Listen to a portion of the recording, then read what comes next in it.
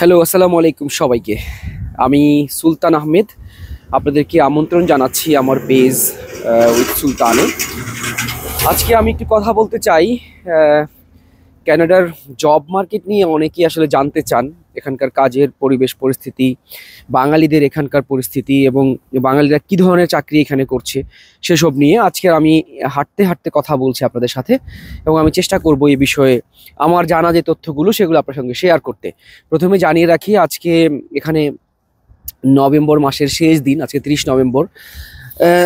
টরন্টোতে এখনো পর্যন্ত আসলে সেইভাবে করে তুষারপাত হওয়া শুরু করেনি, তবে এখানে এখন আসলে ঠান্ডা, প্রচণ্ড ঠান্ডা। আমি যে সময় কথা বলছি আপনাদের সঙ্গে সেটি সকাল 11টার মতো বাজে, এবং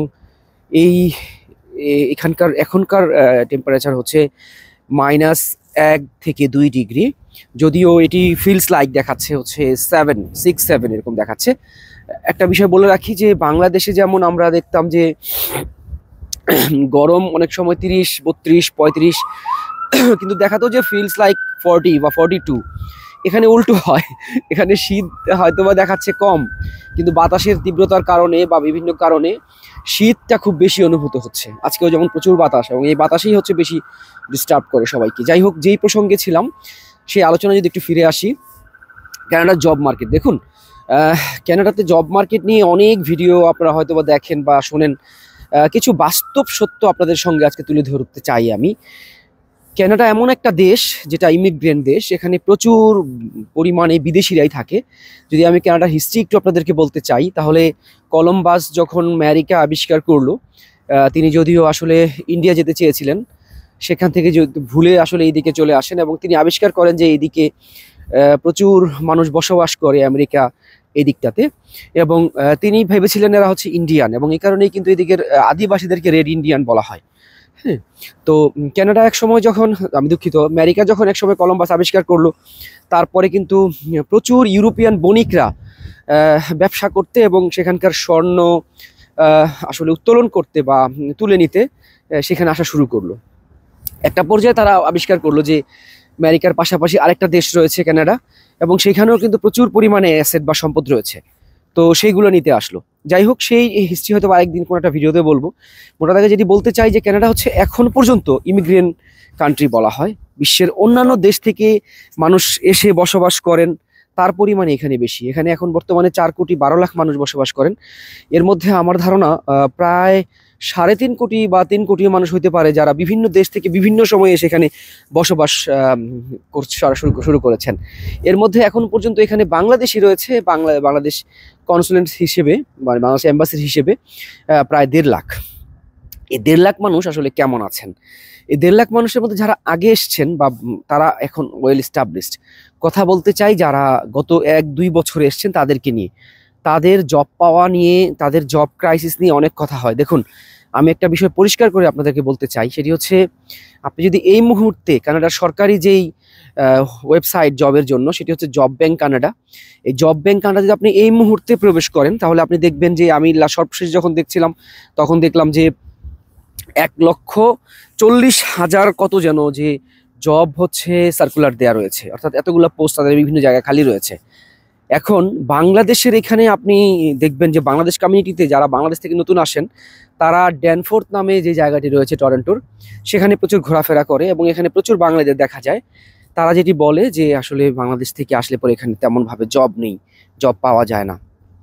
তো এটি আসলে কেন বলে? যদি 1,40,000 জবের ভ্যাকেন্সি খালি থাকে পুরো কানাডাতে, তাহলে এর মধ্যে টরন্টো হচ্ছে ওদের সবচেয়ে বেশি পপুলেটেড সিটি, সবচেয়ে বেশি মানুষ যেখানে বাস করে, সেখানে অন্তত পক্ষে 50-60-70 হাজার মানুষের চাকরির অফার রয়েছে। তো তারপরও কেন আসলে মানুষ এরকম কথা বলে? এমন প্রশ্নটি আসাটা স্বাভাবিক। বলে হচ্ছে আসলেই তারা সেইভাবে করে জব পায় না, কেননা কানাডার কাজগুলো পেতে যেই রকমভাবে যেই ধরনের স্কিল দরকার হয় সেগুলো আমাদের থাকে না। এবং আমি বলবো যে এই ধরনের কথাবার্তাগুলো আপনারা এর মধ্যে অনেক শুনেছেন। তাহলে কি করে আসলে আমরা স্কিল হতে পারবো, কি করে আমরা এখানে এসে জব পাবো? প্রথমত হচ্ছে বাংলাদেশে যেসব কাজের আমরা মোটেই মূল্যায়ন করি না, সেই কাজগুলো আমাদের জানা উচিত, সেই কাজগুলোকে আমরা এখানে শিখে আসা উচিত। আহ, যেমন ধরুন একটা উদাহরণ দিই, বাংলাদেশের ড্রাইভিং পেশাটাকে আমরা ওইভাবে করে গুরুত্ব দিই না, কিন্তু এখানে কিন্তু ড্রাইভিং করে খুব ভালো ইনকাম করা যায়, খুব ভালো থাকা যায়। এটা উবারে হোক, উবার ইটে হোক, কিংবা অন্যান্য মাধ্যমে হোক। তার মানে এইটা একটা, আমরা অনেক সময় হাসবো এটি শুনলে, যে যারা চুল কাটে সেলুনে বারবার বলে, এদের কিন্তু আমরা বাংলাদেশে কোনো মূল্যায়নই করি না, কোনো আসলে সেভাবে করে সোসাইটিতে কোনো দামই নেই।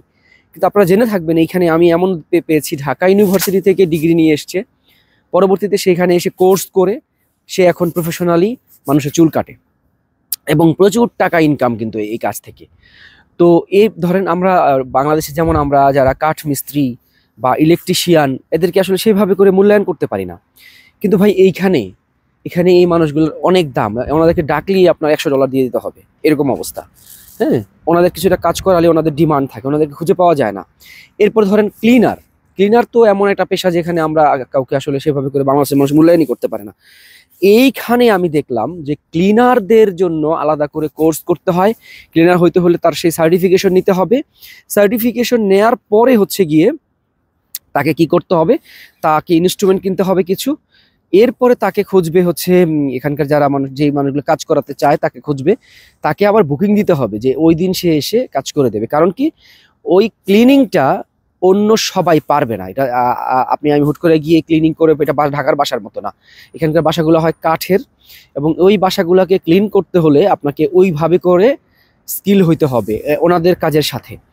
তো এই জন্য দেখেন যে প্রত্যেকটা কাজ আমি যেগুলো বললাম, আরো ছোট ছোট এমন অনেক পেশা আছে যেগুলো বাংলাদেশে বা ঢাকায় আমরা কোনো মূল্যায়ন করি না, অথচ এখানে কিন্তু দারুণভাবে মূল্যায়ন করা হয়। তো আমরা এই কাজগুলো করতে আগ্রহী না আসলে। আমরা এই কাজগুলো করতে আগ্রহী না, যার কারণে দেখবেন ড্যানফোর্ডে বা আশপাশে বেকার মানুষের সংখ্যা বাড়ছে, কিন্তু সেই তুলনায় কিন্তু আমরা কাজ খুঁজে পাচ্ছি না, এই কথাটাই আমরা সবসময় শুনে থাকি। তবে বাস্তবতা হচ্ছে, যদি কেউ আসলে মন থেকে চেষ্টা করে বা এখানে ছোট ছোট কোর্সগুলো করে, তার জন্য এখানে এই ধরনের চাকরিগুলো পাওয়া কোনো বিষয়ই না। এখন আপনি যদি মনে করেন এখানে আপনি ডেস্কে জব করবেন, অফিসিয়াল জব করবেন, তাহলে আপনাকে এখান থেকে ডিগ্রি নিতে হবে অবশ্যই। এন্ট্রি লেভেলের জব বা যেটাকে বলে হচ্ছে টিকে থাকার বা সাস্টেইনেবল জব শুরুতে, সেই জবগুলো পাওয়ার ক্ষেত্রে আপনাকে ছোট ছোট কোর্স করতে হবে। কোর্স করলে কিন্তু আপনার এখানে দারুণ সম্ভাবনা আছে, ভালো ইনকাম করার অপশন আছে। কিন্তু যদি আপনি এখানে মনে করেন যে আসলে এখানে এসে আপনি ডেস্কে জব করবেন, আপনি হাইলি এডুকেটেড, বাংলাদেশ থেকে পড়াশোনা করে এসেছেন, সেখান থেকে আপনি ছোটখাটো জব করবেন না, তাহলে কিন্তু ভাইয়া আপনার জন্য সাস্টেইন করা বা প্রথম দিকে এখানে টিকে থাকা খুব মুশকিল হবে। তো এই বাস্তবতার জন্যই মানুষ বলে কানাডাতে আসলে জব নেই, কিন্তু কানাডায় কিন্তু জব অ্যাভেলেবেল রয়েছে। এটি একটি। আরেকটি হচ্ছে যে এখানকার যে স্কিল প্রয়োজন, এখানকার বাংলাদেশে যে কোনো ডিগ্রিধারীরাই এখানে কিন্তু সেভাবে করে মূল্যায়ন পায় না, কারণ তারা ধরেই নেয় যে আমাদের এখান এই দেশগুলো উন্নত বিশ্ব, এখানকার শিক্ষা, এখানকার কালচার একরকম, বাংলাদেশ বা আমরা যারা তৃতীয় বিশ্ব থেকে এসেছি, আমাদেরটা অন্যরকম। তো আমাদের পড়াশোনার মান, আমাদের সার্টিফিকেশনের মানকে তারা অতটা গ্রহণযোগ্য মনে করে না। এটি হচ্ছে আরেকটা ফ্যাক্ট। এই জন্য কি করতে হবে, যেটা বললাম যে এখানে এসে ছোট একটা ডিগ্রি করতে হবে, একটা ডিপ্লোমা কোর্স বা যে কোনো কিছু, তাহলে কিন্তু ভাই জব এখানে অ্যাভেলেবেল। আর সবচেয়ে বড় কথা হচ্ছে, এখানে এসে যদি আপনি কাজকে কাজ মনে করতে পারেন, তাহলে কোনো সমস্যা নেই। যদি কাজকে এমন মনে করেন যে আমি এটা করব না, সেটা করব না, এটা আমার জন্য প্রেস্টিজিয়াস হবে, এটা আমার জন্য লজ্জার হবে, তাহলে কিন্তু ভাইয়া এখানে টিকে থাকা বা এখানে ভালো করা আসলেই মুশকিল। তো আমি জব নিয়ে আরও ভিডিও করতে চাই, পার্টিকুলার সেক্টর ধরে ধরে কোন সেক্টরে এখন কি চাহিদা, কোন সেক্টরে ডিমান্ড বেশি, এগুলো নিয়ে করতে চাই। আমি আশা করি আমার পেজের সঙ্গে থাকবেন এবং আমাকে সাপোর্ট করবেন। যদি ভালো লাগে ভিডিওটা লাইক করবেন, শেয়ার করবেন অন্যদের সাথে, যাতে করে আমি পরবর্তীতে আমার কাজগুলো করতে আরো বেশি আগ্রহী হই। ভালো থাকুন সবাই, সুস্থ থাকুন। আসসালামু আলাইকুম।